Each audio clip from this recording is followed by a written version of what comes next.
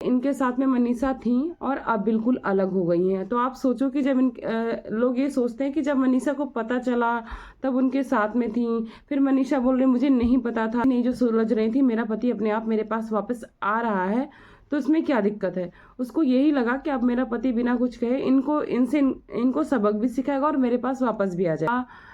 नेहा से continue touch में बने रहना, जिसका प्रूफ अभी अभी रिसेंटली भी हम आपको बता सकते हैं। अगर किसी भी पत्नी को लगेगा बुरा में ही इनको हो गया सचिन जी को ट्रिगर, क्योंकि अपनी पत्नी को भी बदनाम करने की कोशिश कर रहे हैं कि लड़के से ऑलरेडी पहले बहुत सारा कीचड़ थोप दिया गया है, पर ये अपना कीचड़ को कम दिखाने के लिए मनीषा पे कीचड़ थोप रहे हैं।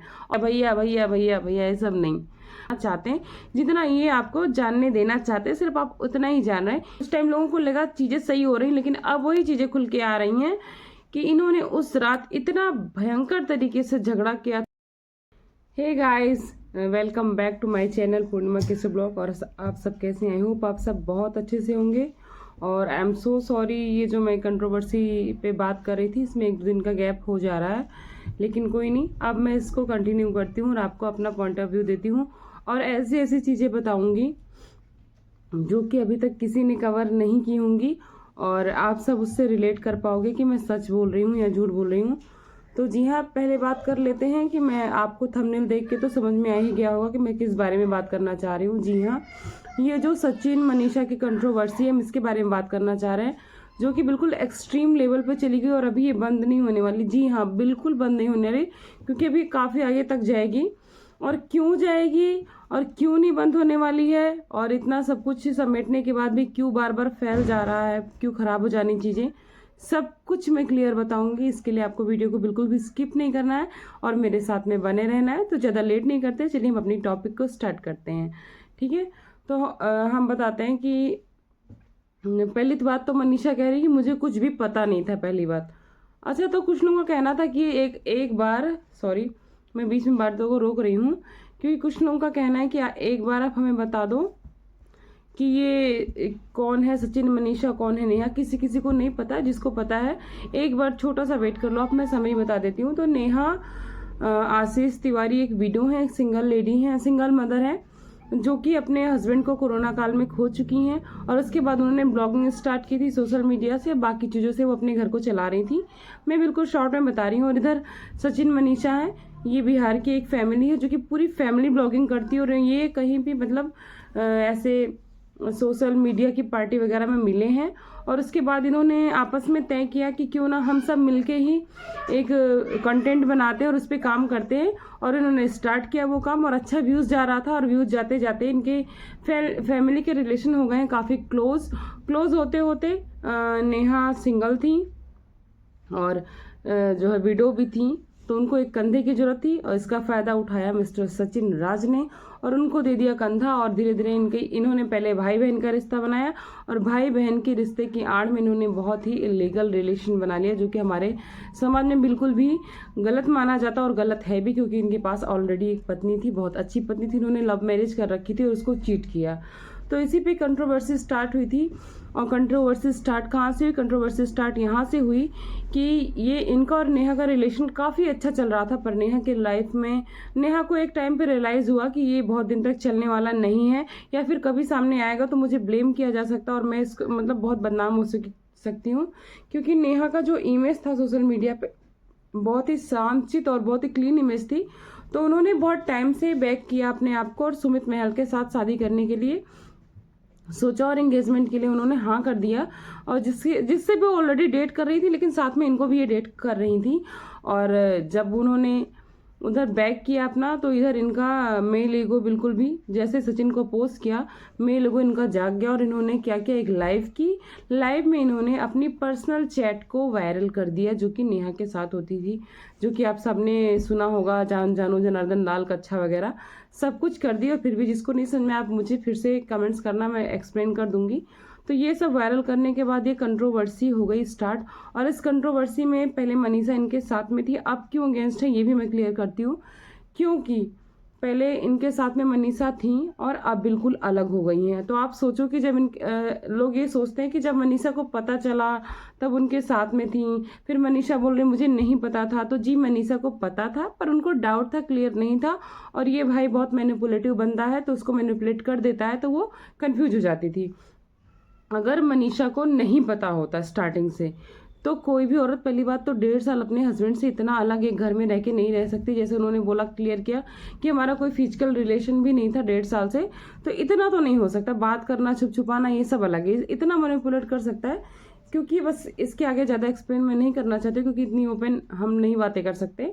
तो आप समझ सकते हैं आप लोग। तो बस ये सारी बातें थी और इनको पता था, डाउट था। अगर नहीं डाउट होता तो इन्होंने उधर सरिता जी से और मीशू से इसके बारे में कंप्लेन नहीं की होती। इन्होंने कंप्लेन की और इन्होंने कोशिश की कि ये दोनों दूर हो जाएं, पर ये लोग बिल्कुल भी अलग होने के लिए तैयार नहीं थे और जो भी इनके बीच में आता था ये इसको टारगेट कर देते थे। और सेम यही सिचुएशन हुई जब नेहा बिल्कुल इनसे भागने लगी तो इन्होंने क्या किया कि उनका चिट्ठा वायरल कर दिया। वायरल करने के बाद इन्होंने मनीषा को कॉन्फिडेंस में पहले लिया। पहले इन्होंने वायरल नहीं किया था, पहले इन्होंने मनीषा को समझाया, अपनी चीज़ें, उनके डाउट थी, इनको बताया कि जो तुम डाउट थी वो मेरे से गलती हो रही थी, लेकिन अब मैं उस गलती को मान चुका हूँ और उस गलती को सुधारना चाहता हूँ। जिससे मनीषा खुश हुई कि चलो ठीक है, मेरी बातें कंप्लेन से भी नहीं जो सुलझ रही थी, मेरा पति अपने आप मेरे पास वापस आ रहा है तो इसमें क्या दिक्कत है। उसको यही लगा कि अब मेरा पति बिना कुछ कहे इनको सबक भी सिखाएगा और मेरे पास वापस भी आ जाएगा। मनीषा ने हामी भर दी तो इन्होंने उसको कॉन्फिडेंस में लेके ये सब चीज़ें स्टार्ट की और स्टार्ट करने के बाद लोगों को लगा कि अब तो सब कुछ हो गया और भी चीज़ें ख़त्म हो जाएंगी, पर ये चीज़ें ख़त्म होने का नाम नहीं ले रही थी। क्योंकि जब चीज़ें ज़्यादा खुलने लगी, मनीषा को भी काफ़ी ज़्यादा चीज़ें पता चली कि जितना इन्होंने बताया था उतना नहीं, उससे ज़्यादा कहीं और है। और ये सब करने के बाद भी इनका नेहा से कंटिन्यू टच में बने रहना, जिसका प्रूफ अभी अभी रिसेंटली भी हम आपको बता सकते हैं, अगर नहीं आपको बिलीव है। जैसे कुछ लोग कह रहे हैं अभी ये नेहा से बात नहीं करते, कुछ लोग कह रहे हैं अभी ये करते हैं। जी हाँ, अभी ये नेहा के कांटेक्ट में है और इसका प्रूफ मैं बता रही हूँ। इसका प्रूफ ये है कि आप एक चैनल है रिएक्शन विद दीप्ति, जो लोग रिएक्शन चैनल देखते हैं उनको पता होगा, नहीं देखते होंगे तो आप जरूर देखना जाके कि उनका अभी ये लाइव आया था जिसमें अंकुश सक्सेना है जो इनके घर में जाके अभी रुक के आया था। उन्होंने बताया कि मैं बता रहा हूँ कॉन्फिडेंस से क्योंकि उनके टच में है, इनका अभी नेहा से कंटिन्यू बातचीत चल रहा है।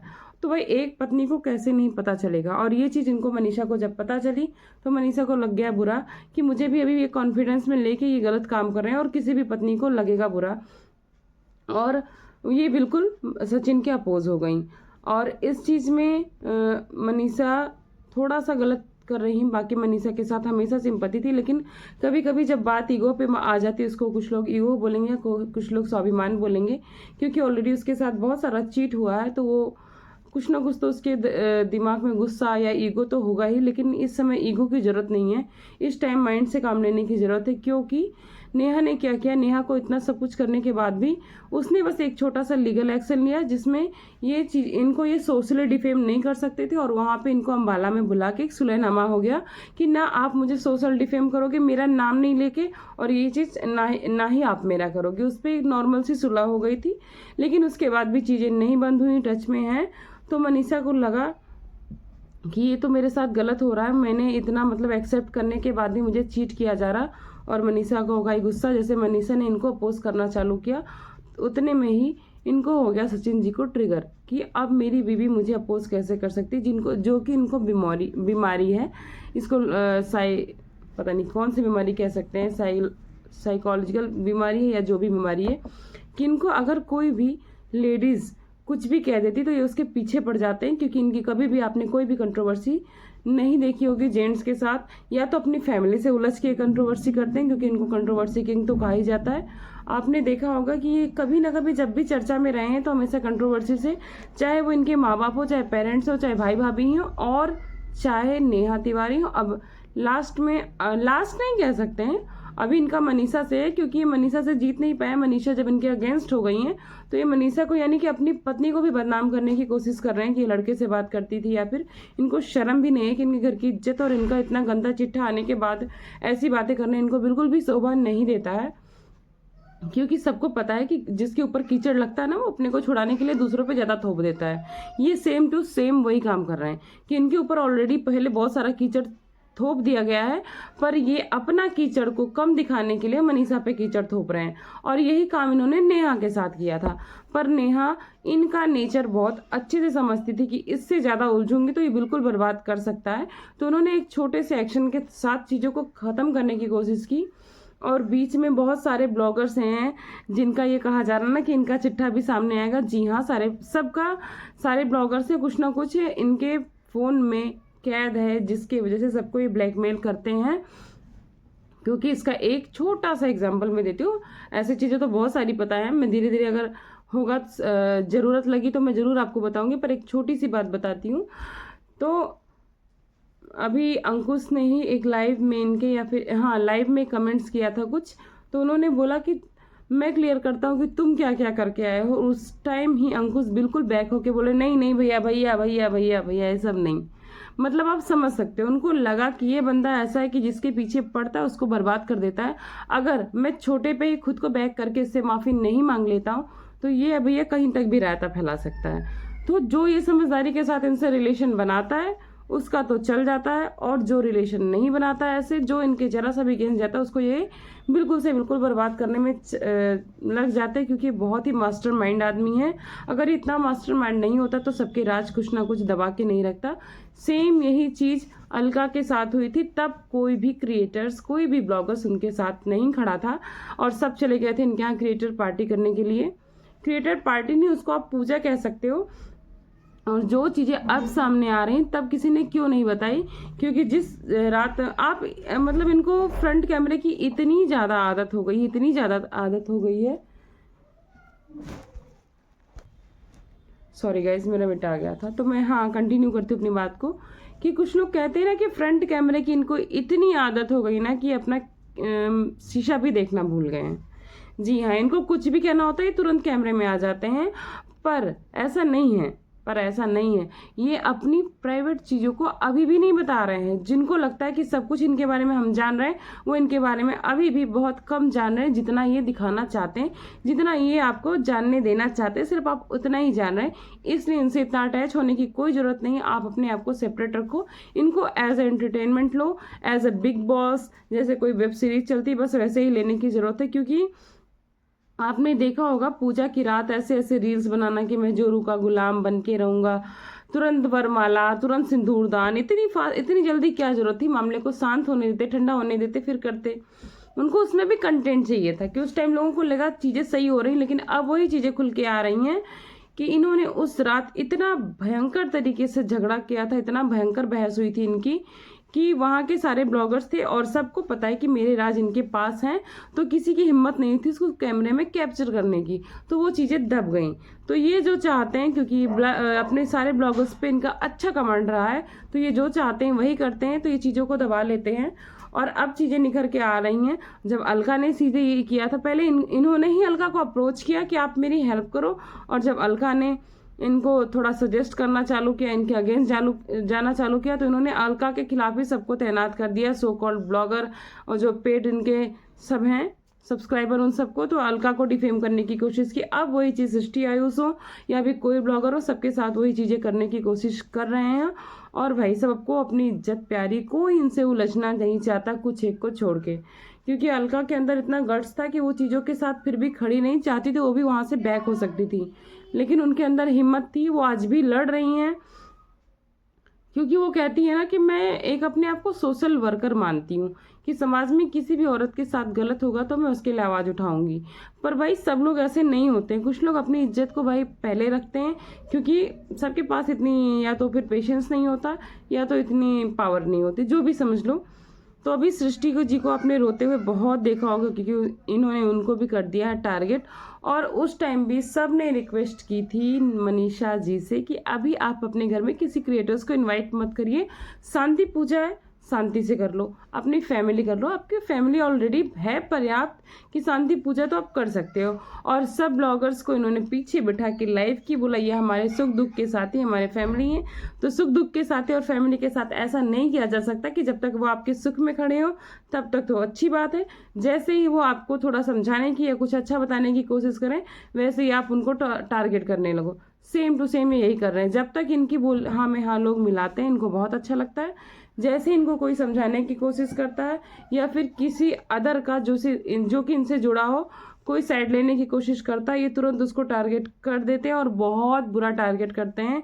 ऐसा टारगेट करते हैं कि उसका कैरियर सोशल मीडिया से या ख़त्म हो जाए और ऑफलाइन भी वो कहीं मुँह दिखाने के लायक ना रह जाए। इसलिए लोग इनसे बहुत ज़्यादा बचना चाहते हैं और अभी ये भाई सृष्टि जी के पीछे बिल्कुल भी पड़ गए हैं। उनको रोता हुआ देख के बहुत दुख हुआ, बिल्कुल भी ऐसा नहीं होना चाहिए था। फिर भी वो बंदी ऐसी है कह रही है ना कि मतलब कुछ चीज़ों को अगर छोड़ दिया जाए, जैसे कि नेहा तिवारी को, तो ये नेचर वाइज ठीक है, अच्छी इंसान है और ये लोगों की हेल्पिंग नेचर है इनका, लोगों की हेल्प करते हैं। पर कुछ चीज़ें चाहे इनको मतलब ईगो की प्रॉब्लम है, चाहे जो कि इनको बहुत परेशान करती है। और इन्होंने यही सेम चीज़ अपने पेरेंट्स के साथ स्टार्ट की थी जब इन्होंने ये ब्लॉगिंग स्टार्ट की थी, कि इनके पेरेंट्स कुछ भी बोलते थे इनको मानना नहीं, अगर वो इन पे प्रेशर करते थे तो ये तुरंत झगड़ा लड़ाई करके कंट्रोवर्सी कर देते थे। तो भाई कंट्रोवर्सी करना तो इनके नेचर्स में है। और अभी तो ये कितनों की पोल खोलने वाले हैं, तो सब के सब हो जाओ रेडी, क्योंकि जो भी इनके आगे या तो सब के सब अलर्ट हो जाएंगे या तो सबके सब रेडी होके फिर इन पे ही पीछे पड़ जाएंगे। क्योंकि भाई बिल्कुल यही चल रहा है कि Sachin versus all means same to same, यही सचिन वर्सेस ऑल मीन्स कि सचिन अकेला और सारे ब्लॉगर्स अकेले एक साथ लड़ रहे हैं और सारे इनसे डर रहे हैं, क्योंकि कुछ तो इसके पास ऐसा है जिससे ये सबको जो सेम टू सेम ये एलिगेशन नेहा के पास लगाया जाता था ना कि सबको धमकी देती। और हाँ, सिर्फ इसी वजह से नेहा भी सबको धमकी देती थी क्योंकि उनको पता था कि मेरे पास एक बैकबोन है सचिन। जब तक सचिन इनके साथ था नेहा ने खूब उंगली निकाल के खूब आंखें दिखा के सबको धमकी दी है। और जैसे ही सचिन इनके पास गया नेहा बिल्कुल चुप। अब तो नहीं किसी को धमकी दी उन्होंने, हाँ, लेकिन यह भाई एरोगेंट तो बहुत है, अभी भी उनका एटीट्यूड कम नहीं होता है। क्योंकि भाई जो एटीट्यूड जैसे होता है ना कि राजा रानी जब एक महल में रहते हैं और सालों रह जाते हैं, उनका अधिकार हो जाता है और किसी कारणवश उनका वो गद्दी छीनता है, तो उनका बैठने उठने का जो चौड़े में तरीका होता है, उनका जो टोन होता है, उसको जाने में बहुत टाइम लग जाता है। Same to same Neha ji के साथ है कि जब इनके साथ सचिन थे तो इनको बहुत ही पावर मिल गई थी, लोगों को बिल्कुल ऐसे करके टारगेट करती थी। और अब जब इनकी पावर छिन गई ये बिल्कुल अकेले पड़ गए, क्योंकि इनके साथ कोई ब्लॉगर्स नहीं है, चाहे वो सचिन के डर की वजह से हो चाहे जिस वजह से हो। फिर बिल्कुल ये शांत है, बिल्कुल नॉर्मल है, लेकिन भाई जो नेचर आ गया है बेसिक वो जाने में थोड़ा टाइम लगेगा। तो बहुत सारे ब्लॉगर्स की पोल खुलने वाली है और बहुत चीज़ें हमें भी पता है। अगर आप सबको जाननी होगी तो मेरे चैनल को लाइक करना, सब्सक्राइब करना और अब फ्रेंड्स एंड फैमिली के साथ शेयर करना। तो चलिए, अभी वीडियो ज़्यादा लंबी हो जाएगी, अभी ये वाला ब्लॉग हम यहीं पे एंड करते, बाकी की बातें कंटिन्यू करेंगे नेक्स्ट ब्लॉग में। तब तक के लिए बाय बाय।